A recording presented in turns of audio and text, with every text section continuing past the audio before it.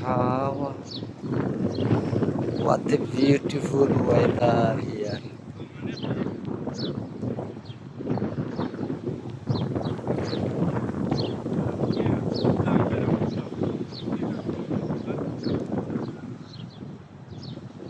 সারা বাংলাদেশের কাশফুল এখানে চলে আইছে, অথচ সৌদি আরবের উন্নত ব্যবস্থা বাংলাদেশে যাইতে পারে না।